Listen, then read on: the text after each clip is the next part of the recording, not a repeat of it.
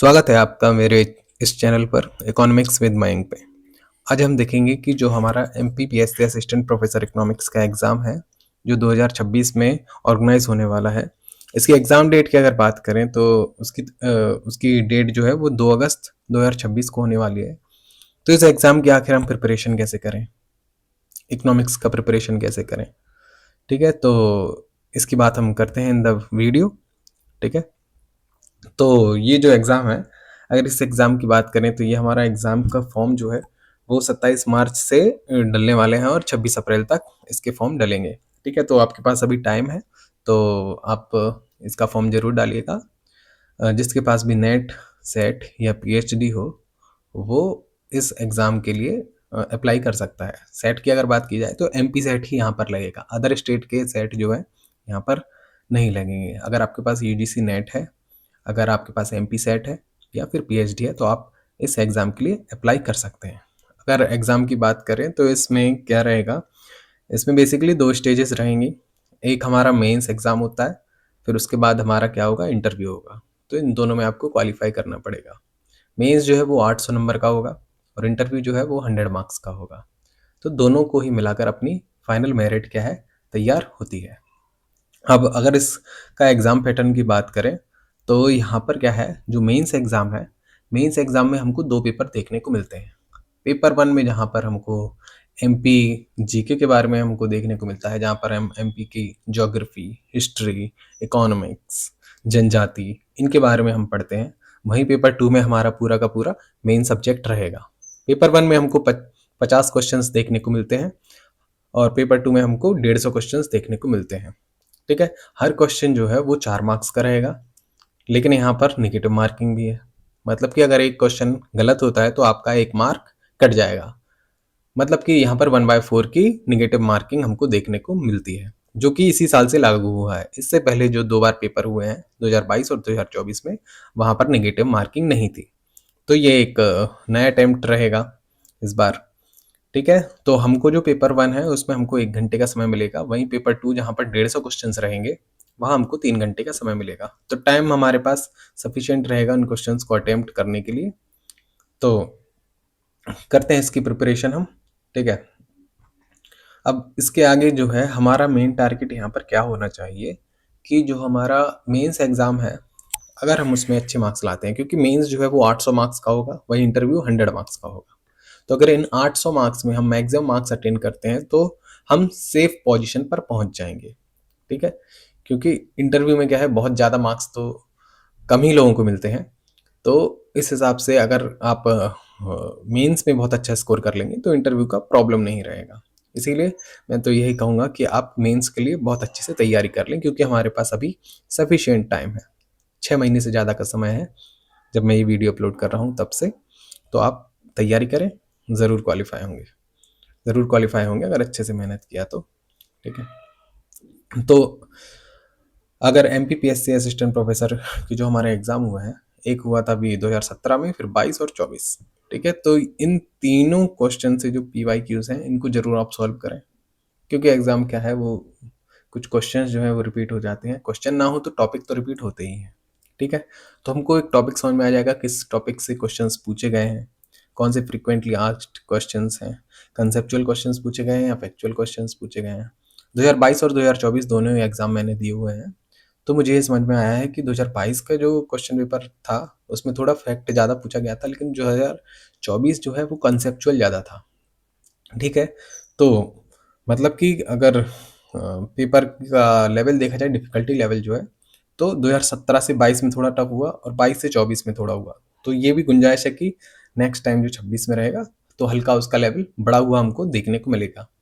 और negative marking हमको पहले से ही देखने को मिल गई है, तो हमको थोड़ा और अच्छे से प्रिपेयर करना पड़ेगा, जिससे कि हम मैक्सिमम मार्क्स क्या कर सकें, अटेन करें। तो मैं सबसे पहले यही कहूँगा कि आप इन तीनों सालों के जो पेपर हैं उनको आप प्रिंट करा के उनको सॉल्व करें, और उनको इस तरीके से सॉल्व करें कि आपकी जितने भी ऑप्शन भी रहेंगे ना, तो उनमें भी देखेंगे उस तरीके से क्या क्वेश्चन बन सकता है, ठीक है। जैसे कि अगर मैंने बोला कि वाई जो डिमांड कर्व है वो डाउनवर्ड स्लोपिंग क्यों होता है, उसके अगर मैंने ऑप्शन दे दिए, सब्सटीट्यूशन इफेक्ट, इनकम इफेक्ट, ठीक है, law of diminishing marginal utility, तो आपको ये तीनों कॉन्सेप्ट भी आने चाहिए, ठीक है। जैसे फोर्थ ऑप्शन दिया गया ऑल ऑफ दी अबव, हालांकि इसमें आंसर होगा ऑल ऑफ दी अबव, लेकिन आपको इन तीनों के बारे में भी जानकारी होनी चाहिए। तो हर जो क्वेश्चन रहेगा उसको आपको क्या करना पड़ेगा, उसका ऑपरेशन करना पड़ेगा। तो ऑपरेशन में आपको बहुत सारे सब टॉपिक्स भी मिल जाएंगे, जिससे आपका बहुत सारा एरिया जो है वो कवर हो जाएगा, ठीक है। अब इसकी तैयारी करते समय हमको ये देखना है कि हमारे जो आसपास के जो अदर स्टेट्स हैं उनमें भी हाल ही में असिस्टेंट प्रोफेसर की कुछ एग्जाम्स हुए हैं, तो उनमें जो भी क्वेश्चन आए हैं सब्जेक्ट से रिलेटेड हम उनको भी सॉल्व करके देख सकते हैं। उससे क्या रहेगा, हमको एक ट्रेंड समझ में आएगा किस टाइप के क्वेश्चन आ रहे हैं, किस टाइप की डिफिकल्टी रह रही है, ठीक है। यहाँ पर हम देखते हैं राजस्थान में थोड़े क्वेश्चंस हाई लेवल के रहते हैं, यूपी में कंपेरेटिवली नॉर्मल रहते हैं, ठीक है। तो अगर सारे क्वेश्चन पेपर्स आप सॉल्व करेंगे तो आपकी एक बेटर अंडरस्टैंडिंग निकल के आएगी। ये सारे पेपर जो मैंने हैं टेलीग्राम में अपलोड कर दूंगा, तो आप वहाँ पर आप उनको देख सकते हैं। अब एक बात याद रखनी है कि जब हम इस एग्ज़ाम की तैयारी करें तो हमको सिलेबस कंप्लीट करना है। अगर पेपर 2 की बात करें, पेपर 2 में हमको जितने भी टॉपिक्स जो दिए गए हैं, जितनी भी यूनिट्स हैं, 10 यूनिट्स दी गई हैं उसमें, तो 10 यूनिट्स में हर एक टॉपिक को आपको टच करना ज़रूरी है, ठीक है। क्योंकि टॉपिक से कुछ टॉपिक्स जो है उससे सरफेस लेवल पर क्वेश्चन आ जाता है। टफ कठिन अगर टॉपिक होगा तो उससे सरफेस लेवल पर क्वेश्चन आ जाएगा, इजी टॉपिक होगा तो उससे थोड़ा अंदर से क्वेश्चन पूछ लेंगे। तो हमको क्या है, पूरी प्रिपरेशन से जाना है। अगर आपको लगता है कि कोई टॉपिक बहुत डिफिकल्ट पड़ रहा है आपको, तो आप उसका एटलीस्ट सरफेस लेवल पर कि किसने दिया है, हल्का सा किस चीज़ के बारे में, तो उतना आपको पता होना चाहिए, ठीक। किस ईयर में दिया गया, अगर कोई थ्योरी है, ठीक है, या मैथमेटिकल है, तो उसका हल्का सा फॉर्मूला तो आपको पता ही होना चाहिए, ठीक है। जिस और जो भी है, जब अपन तैयारी करेंगे तो हमको टॉपिक्स में डेफिनेशन या फैक्ट जो भी रहेगा कि ईयर, किस ईयर में दिया गया कोई कॉन्सेप्ट या किसने दिया है, तो हमको वो ज़्यादा आप गौर करें, उन पर भी ध्यान दें। ऐसा नहीं कि आप उनको छोड़ दें, ठीक है। तो पीवाईक्यू में अगर मैंने अभी बताया कि आपको ये सारे लगा सकते हैं, उसके साथ साथ आप यूजीसी नेट के जो पुराने पेपर्स हैं उनको भी आप सॉल्व करते हैं, जिससे क्या रहेगा, आपकी अंडरस्टैंडिंग क्रिएट होगी, कंसेप्चुअल क्लैरिटी भी बढ़ेगी, ठीक है। थ्योरेटिकल और एनालिटिकल क्वेश्चंस रहते हैं क्योंकि उसमें, तो उससे जब आप कठिन लेवल का पढ़ेंगे तो सिंपल लेवल का जब क्वेश्चन आता है तो आप इजीली सॉल्व कर पाओगे। अगर आप सिंपल पढ़ोगे और अगर पेपर टफ आ गया तो आपको दिक्कत देखने को मिलेगी। इसलिए मैं ये चाहूँगा कि आप ऐसा करें, ठीक है। उससे एक्यूरेसी बढ़ेगी, आपका पेपर बेहतर जाने की चांसेस रहेंगे, ठीक है। अब जो भी आपकी थ्योरीज जैसे हमको देखने को मिलती है, तो उन थ्योरीज की ग्रोथ एंड डेवलपमेंट में हमको थ्योरीज देखने को मिलती है, ठीक है। इंटरनेशनल इकोनॉमिक्स में हमको थ्योरीज देखने को मिलती हैं, पब्लिक फाइनेंस में भी हमको कुछ थ्योरीज देखने को मिलती है। तो इसके आप क्या करें, आप नोट्स बना लें। जैसे टैक्सेशन के आपको नियम दिए गए हैं, ठीक है, या कमिटी बनी हुई है टैक्सेशन की, तो उनके आप क्या बना लें, एक नोट्स टाइप बना लें जिसमें ईयर वाइज दिया गया हो कि कौन सा जो टैक्सेशन कमेटी है वो कब आई हुई है, या फिर जो कौन सी थ्योरी है वो पहले आई, कौन सी थ्योरी बाद में आई।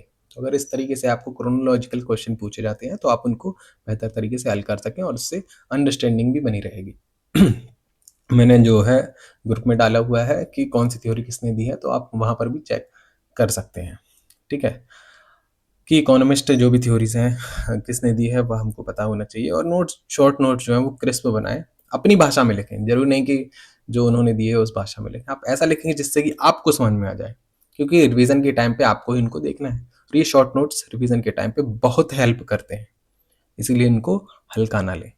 पेपर 1 भी आपको तैयार करना है, पेपर 2 दोनों ही साथ में करना है, ठीक है।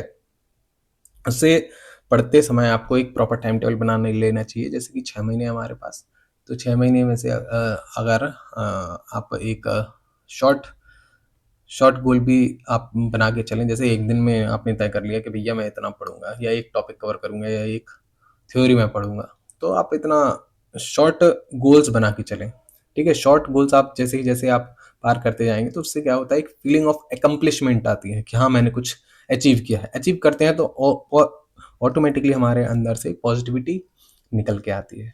तो आप छोटे छोटे गोल्स या टारगेट सेट करेंगे ना, उनको आप अचीव करते चले जाएंगे तो बड़ा टारगेट ऑटोमेटिकली आपका अचीव हो जाएगा। प्लस जो आप एक वीक का टाइम अगर देखते हैं कि आपने एक वीक में कुछ टारगेट सेट किया हुआ है, ठीक है, तो आप एक दिन रिवाइज करने में ज़रूर दें। ऐसा नहीं कि कंटिन्यू पढ़ते ही जा रहे हो, ठीक है। जैसे कि अगर आपने 5 दिन पढ़ने में लगा दिए तो 2 दिन एटलीस्ट दें कि आप रिवाइज़ कर सकें जो आपने उन 5 दिनों में पढ़ा, ठीक है? जिससे कि क्या रहेगा, आपकी जो सर्कल जो है बना रहेगा, आपकी प्रोग्रेस जो है होती रहेगी, है ना? और इसमें आप एमसीक्यूज़ ज़रूर लगाएँ, प्रैक्टिस या मॉक टेस्ट ज़रूर लगाएँ, ठीक है? जो भी थ्योरीज़ आपको दी गई हैं उससे रिलेटेड अगर आप क्वेश्चन सॉल्व करते हैं तो आपकी अंडरस्टैंडिंग जो है ऑटोमेटिकली बढ़ जाती है, बेहतर हो जाती है, ठीक है? इनकी टाइमलाइन्स आपको पता ही होनी चाहिए, जितनी भी ग्रोथ थ्योरीज़, डेवलपमेंट या इंटरनेशनल इकोनॉमिक्स की थ्योरी है, कौन से इकोनॉमिक्स ने दी, उनका प्योर आइडिया है, उनको आप लिख के रखें जिससे कि जब एग्ज़ाम होता है तब वो बहुत हेल्प करता है। आपको जब हम बात करते हैं कि 2 यूनिट्स हमको ऐसी मिलेंगी जहाँ पर हमारा इकोनॉमिक सर्वे का जो इम्पोर्टेंस है वो बहुत बढ़ जाता है।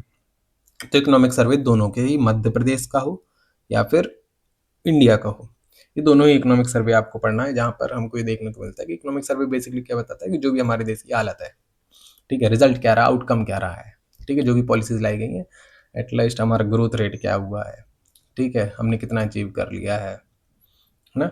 करंट डेटा को ज़रूर पढ़ें, उसमें ही जो दिया जाता है, क्योंकि सबसे ज़्यादा माना जाता है वो इकोनॉमिक सर्वे का ही डेटा, तो उसमें जो डेटा मेंशन किया जाता है या जो स्कीम्स बजट में दी जाती हैं या सर्वे में जो दी जाती हैं उनको ज़रूर पढ़ें।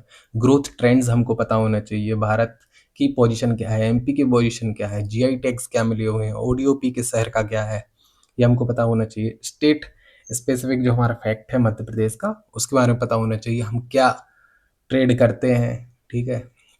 कौन सा ज़्यादा, हम सबसे ज़्यादा एक्सपोर्ट क्या करते हैं, इम्पोर्ट क्या करते हैं, हमारी किस कंट्री से सबसे ज़्यादा ट्रेड होता है, किस कंट्री को हम सबसे ज़्यादा एक्सपोर्ट करते हैं, किससे हम सबसे ज़्यादा इम्पोर्ट करते हैं, कौन सा प्रोडक्ट एक्सपोर्ट करते हैं, इम्पोर्ट करते हैं, सबसे ज़्यादा रेवेन्यू कहाँ से आ रहा है हमारा, सबसे ज़्यादा एक्सपेंडिचर कहाँ पर हो रहा है, ठीक है? जैसे कि वो दिखता ना है कि एक कॉइन रहता है, एक कॉइन का सबसे ज़्यादा पोर्शन कहाँ जाता है, कहाँ से आता है, जीएसटी से सबसे ज़्यादा आता है या इनकम टैक्स से सबसे ज़्यादा आता है, कहाँ से आता है, या फिर उधार लेके पैसा सबसे ज़्यादा आता है।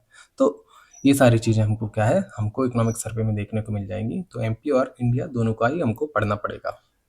स्टडी सोर्सेज के बारे में अगर हम बात करें तो पेपर 1 के लिए जो है एमपी जीके और जनजाति के लिए मैंने जो बुक ली थी वो परीक्षा धाम को कंसिडर किया था और यूट्यूब को भी देखा हुआ था। करंट अफेयर्स के लिए तथ्यवाण या एग्जामपीडिया है, ये अच्छे माने जाते हैं, जिनमें अच्छे से फैक्ट दिए होते हैं, जिससे कि आपको बेहतर एक रिजल्ट देखने को मिलता है। आईसीटी आप यूट्यूब से देख सकते हो।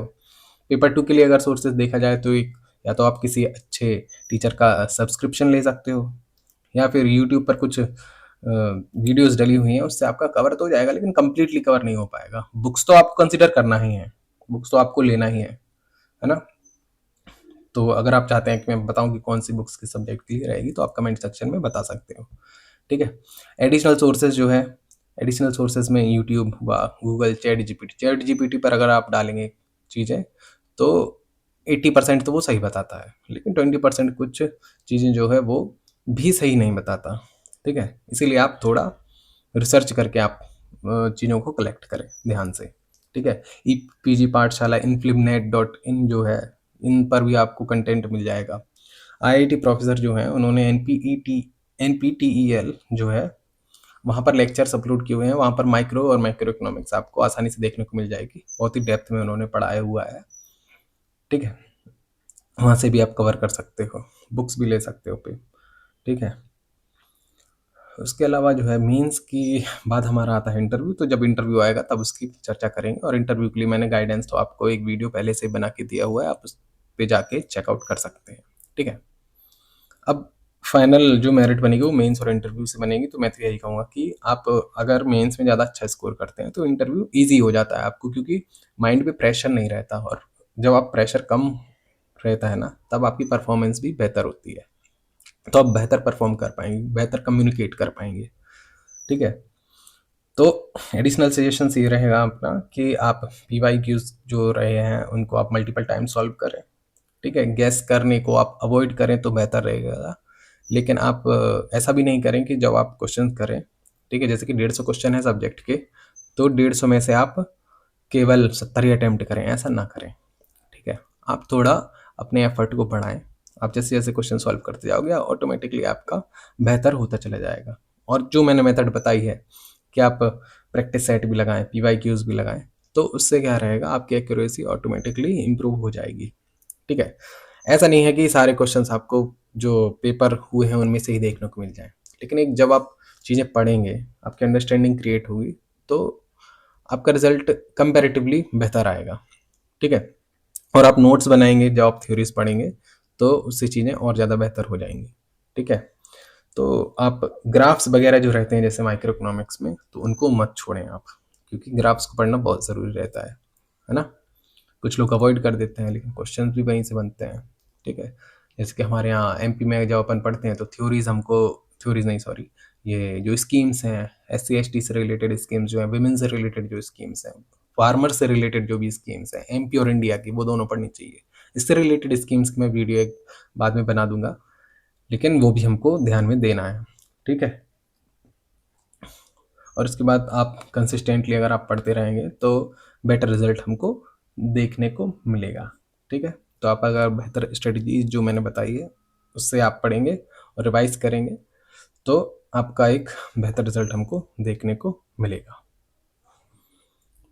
तो इस तरीके से हम प्रिपेयर करेंगे तो हम ज़्यादा से ज़्यादा मार्क्स ला पाएंगे, और आपको कंसिस्टेंट रहना है थ्रू आउट द प्रोसेस। ऐसा नहीं है कि आपने पढ़ाई कर ली, ऐसा नहीं कि एक दिन आपने 10 घंटे पढ़ लिया और बाकी दिन आप रेस्ट पे चले गए। ऐसा नहीं करना है बिल्कुल भी, ठीक है? This is not a good sign. या फिर ऐसा है कि आपके 2 महीने रह गए और तब आप पढ़ना स्टार्ट करोगे। पढ़ाई अभी से स्टार्ट करनी पड़ेगी, ठीक है? धीरे धीरे जब आप किसी पौधे में आप पानी डालते हो तभी वो ग्रो करता है। एक दिन अगर आप बहुत सारा पानी डाल दोगे तो क्या वो ग्रो करेगा? नहीं। तो ज्ञान भी उसी तरीके से है। धीरे धीरे आप ग्रेस्प करते जाओगे, आपकी नॉलेज बढ़ती चली जाएगी, आपकी अंडरस्टैंडिंग बढ़ेगी, आंसर्स की एक्यूरेसी भी बढ़ती चली जाएगी। तो इसी तरीके से आप कंसिस्टेंट रहें, पढ़ते रहें, तो बेहतर आउटपुट मिलेगा आपको, ठीक है? बाकी जो भी अगर आपको क्वेश्चंस या क्वेरीज रहते हैं तो आप कमेंट सेक्शन में बता सकते हैं, ठीक है? Thank you.